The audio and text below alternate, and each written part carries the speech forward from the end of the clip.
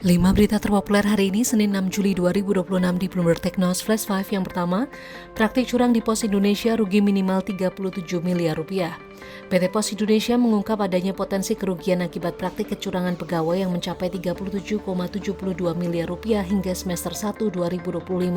Angka ini meningkat dibandingkan estimasi kerugian di tahun 2024. Kerugian terbesar tercatat di Regional 6 Makassar sebesar 18,71 miliar rupiah, disusul Regional 1 Medan 9,52 miliar rupiah, dan Regional 3 Bandung 5,69 miliar rupiah. Pos Indonesia menyebut praktik kecurangan pegawai menjadi salah satu sumber potensi kerugian yang signifikan bagi perusahaan. Kedua, BI cabut status HSC Lusi usai pengendali jual barang.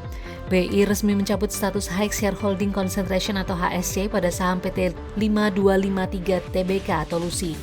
Keputusan ini diambil setelah pengendali perseroan PT Delta Wibawa Bersama melepas sekitar 378,6 juta saham ke publik sepanjang 4 hingga 17 Juni 2026. Aksi korporasi tersebut menurunkan kepemilikan pengendali dari 59,42% menjadi 34,42%, namun tetap mempertahankan status sebagai pemegang saham pengendali.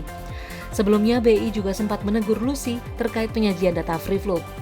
Ketiga, jumlah kapal lintasi Selat Hormuz di Pantai Oman turun drastis.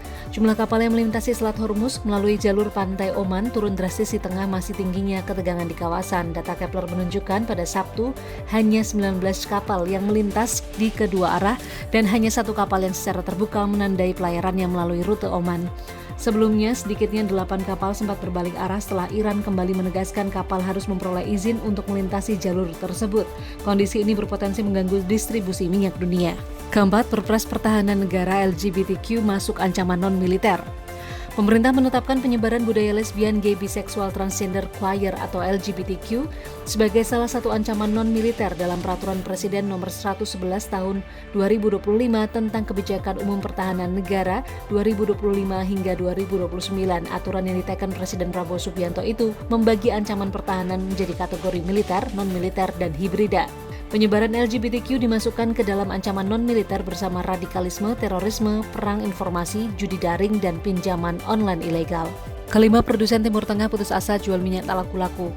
Produsen minyak Timur Tengah disebut kesulitan menjual stok minyak mentah yang menumpuk pasca konflik di kawasan Teluk Persia.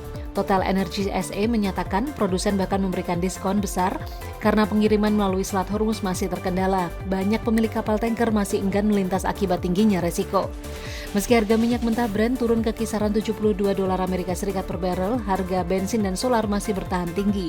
Pasar diperkirakan baru kembali seimbang dalam 3 hingga 4 bulan.